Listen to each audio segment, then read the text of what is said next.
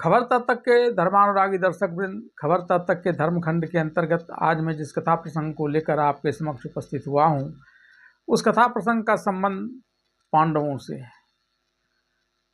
5 पांडु पुत्र होने के कारण ये सभी पांडव कहलाए थे, लेकिन इनकी यह संख्या 5 तक ही क्यों सीमित रही? यह एक बड़ा रहस्य है। रहस्य इस कारण से है कि संतानों की संख्या तो कुछ भी हो सकती है और इस लिहाज से 5 की संख्या को लेकर कोई प्रश्न चिन्ह खड़ा नहीं किया जा सकता है। लेकिन प्रश्न चिन्ह यहाँ इसलिए खड़ा हो रहा है क्योंकि महाराज पांडु पुत्र उत्पन्न करने में असमर्थ थे, तो वहीं दूसरी तरफ कुंती को दुर्वासा से जो वर प्राप्त हुआ था उसके अनुसार वे किसी भी देव को उस मंत्र से अभिमंत्रित कर पुत्र उत्पन्न कर सकती थी और इस लिहाज से वे खुद ही कई संतानों को जन्म दे सकती थी। कौरवों की संख्या 100 थी। इस लिहाज से अगर बराबरी भी करने का प्रयास किया गया होता तो पांडवों की संख्या 5 नहीं होकर के 100 हो सकती थी, क्योंकि कुंती ऐसा करने में समर्थ थी। वहीं माद्री संतान इसलिए उत्पन्न नहीं कर सकती थी क्योंकि पांडु में वह क्षमता नहीं थी और ऐसा करने की स्थिति में उनका प्राणांत हो सकता था। लेकिन इसके बावजूद माद्री ने भी 2 संतानों को जन्म दिया था। 5 पांडवों में से 3 कुंती के पुत्र थे और 2 माद्री की। ऐसा होना भी एक रहस्य है कि माद्री ने किस प्रकार से संतान उत्पन्न किए और क्यों कुंती 3 ही संतानों को जन्म देने के बाद पांडु के और संतानोत्पत्ति की इच्छा रहते हुए भी और ज़्यादा पुत्रों को जन्म नहीं दे पाई थी। महाभारत में इस बात का विशेष रूप से उल्लेख है और ऐसा उल्लेख करते हुए पूरे इन सारी बातों को धार्मिक मान्यता प्रदान भी की गई है। मैं महाभारत के अनुसार ही इन सारे रहस्यों पर से एक एक कर पर्दा उठाता हूँ। सबसे पहले कि महाराज पांडु आखिर क्यों संतानोत्पत्ति करने में समर्थ नहीं थे। महाराज पांडु ने विभिन्न देशों और प्रदेशों के राजाओं को हराकर अपने साम्राज्य का बड़ा विस्तार किया था और इसके पश्चात वे कुछ दिनों तक अपनी पत्नी कुंती और माद्री को लेकर वन विहार के लिए गए हुए थे।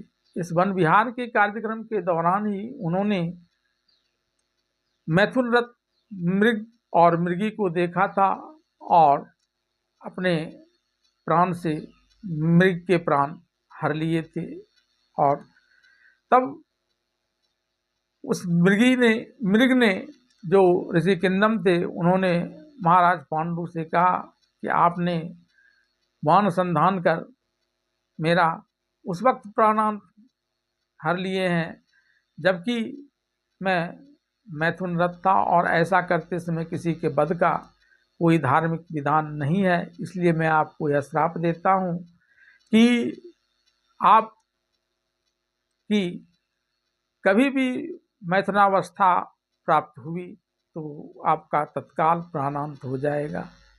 और यही वजह थी कि महाराज पांडु संतान उत्पन्न करने में समर्थ नहीं थे।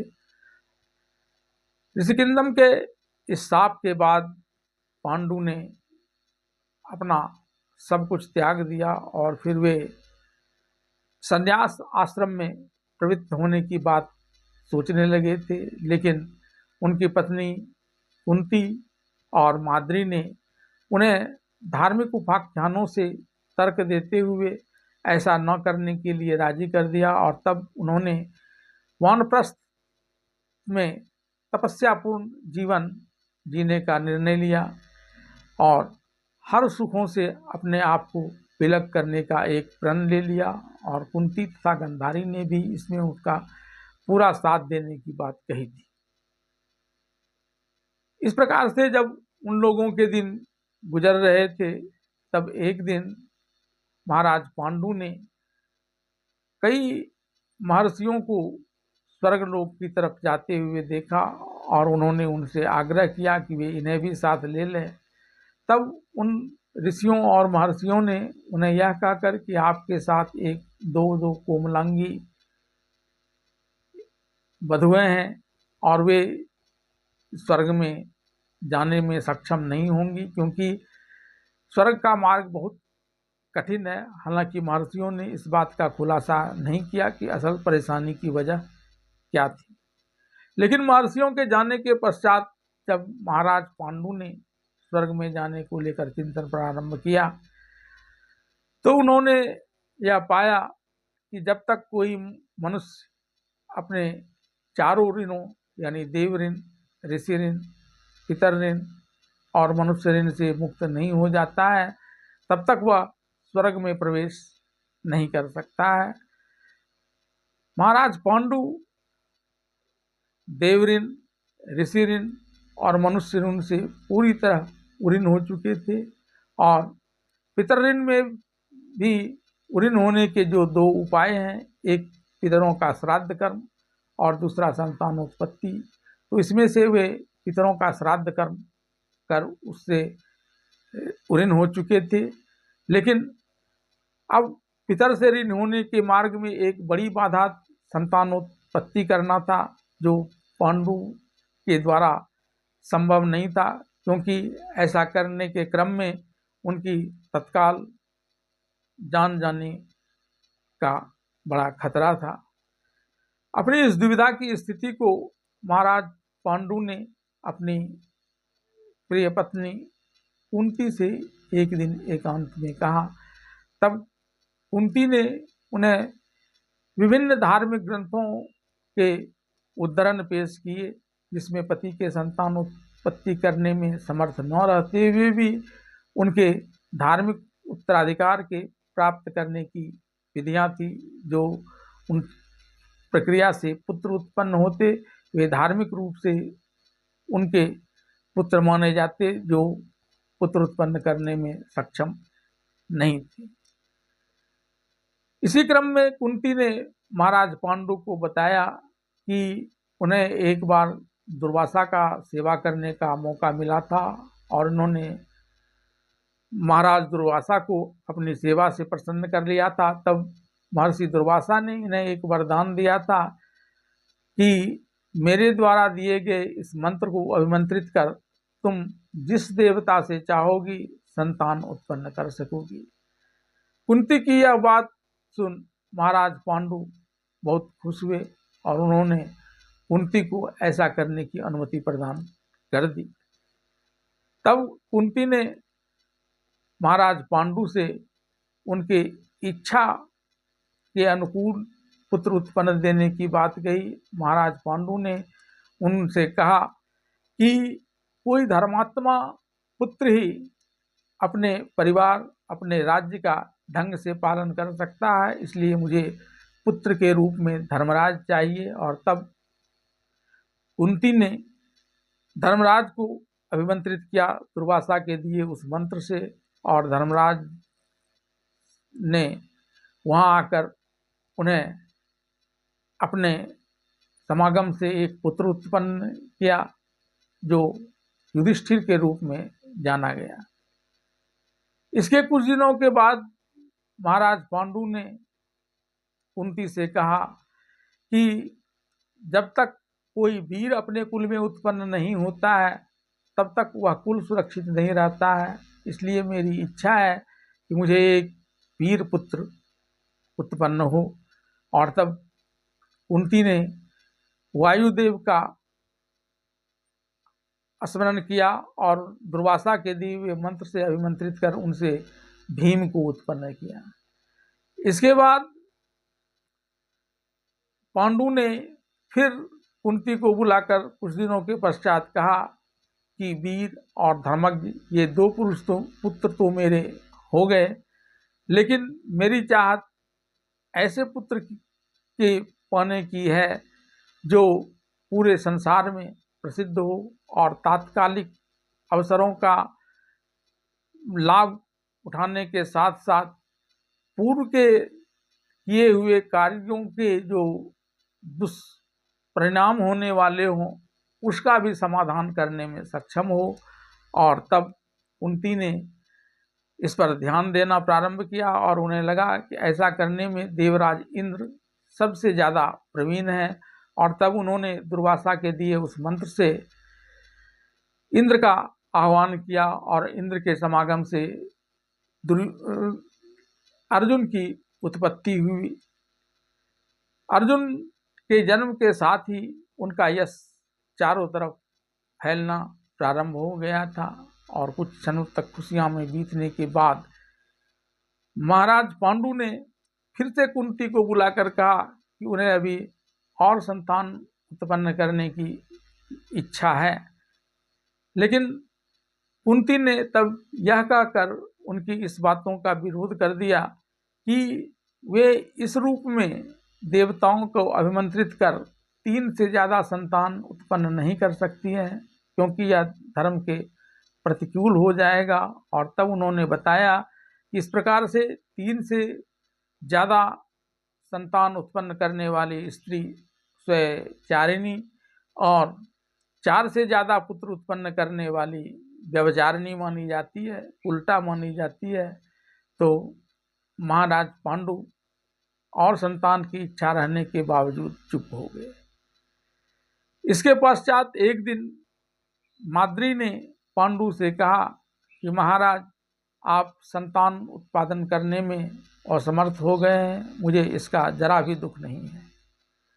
मुझे इस बात का भी दुख नहीं है कि गंधारी के 100 पुत्र हुए हैं। मुझे इस बात का भी दुख नहीं है कि कुंती के 3 संतान के रूप में आपको पुत्र रत्न की प्राप्ति हुई है। लेकिन मुझे इस बात का बड़ा दुख है कि मेरे साथ हमेशा आपके यहाँ अन्याय होता रहा। मैं हर तरह से कुंती से श्रेष्ठ होने के बावजूद जिस पटरानी के पद पर मेरा अधिकार था वह मुझसे छीना गया। कुंती महारानी बनी और मैं उनसे छोटी मानी गई। कुंती ने 3 पुत्र को भी जन्म दिया है, लेकिन मैं तो संतानहीन ही रही हूँ, जबकि आपके भी पुत्र हो चुके हैं। माद्री ने कहा कि कुंती मेरी सौत है, इस वजह से मैं यह बात कुंती को नहीं कह सकती हूँ। लेकिन आप अगर उनसे कहें तो वे अपने संतान उत्पन्न करने की जो क्षमता दुर्वासा के वरदान से उन्हें प्राप्त है उसका लाभ मुझे भी दिलाकर उपकृत कर सकती है। तब महाराज पांडु ने माद्री से तत्काल कुछ नहीं कहकर कुछ समय के पश्चात इसका जवाब देने की बात कही और वहाँ से चलकर कुंती के पास आए और कुंती को इन सारी बातों से अवगत करा दिया। तब कुंती तत्काल ही माद्री को भी संतान उत्पन्न करने की क्षमता देने के लिए सहर्ष राजी हो गई और उन्होंने माद्री से कहा कि तुम जैसा भी पुत्र चाहती हो वैसा मेरे द्वारा दिए गए इस मंत्र को जो मुझे दुर्वासा से प्राप्त हुआ है अभिमंत्रित कर संतान उत्पन्न कर सकती हो। और इस क्रम में उन्होंने एक संतान उत्पन्न करने की बात कही थी, लेकिन माद्री ने दोनों अश्विनी कुमारों को बुला लिया था और उनके समागम से जुड़वा पुत्र नकुल और सहदेव को उत्पन्न किया था। महाराज की इच्छा और संतान की थी और माद्री भी और संतान को जन्म देना चाहती थी, लेकिन जब यह बात पांडु ने कुंती से कही तो उन्होंने कहा कि अब ऐसा करना बिल्कुल अधार्मिक हो जाएगा, क्योंकि इस मामले में मेरे साथ छल किया गया। मैंने माद्री से एक संतान उत्पन्न करने की बात कही थी, लेकिन उसने मेरा तिरस्कार करते हुए 2 पुत्र रत्न उत्पन्न कर दिए। मुझे इन दोनों पुत्र रत्नों को लेकर कोई आपत्ति नहीं है, लेकिन जिस प्रकार से उसने मेरी बातों का तिरस्कार किया, उससे दुर्वासा के द्वारा दिए गए मेरे इस मंत्र की भी अपमानित हुआ है, और अब मैं आगे माद्री को ऐसा करने की अनुमति नहीं दे सकती हूँ, और तब यह मंत्र प्रतिफलित भी नहीं होगा। और यही कारण था कि माद्री 2 ही संतानों को उत्पन्न कर सकी, और उससे ज़्यादा संतान करने का उन अवसर नहीं मिला। कुंती पहले ही 3 पुत्रों के बाद और ज़्यादा संतान उत्पन्न करने से मना कर चुकी थी, और इस प्रकार से पांडवों की संख्या कुल 5 ही तक सीमित हो गई। यद्यपि ये 5 अतुलित बलशाली, धर्मज्ञ और नीति निपुण थे, जिस कारण से महाभारत में हुए युद्ध में इनकी जीत हुई थी।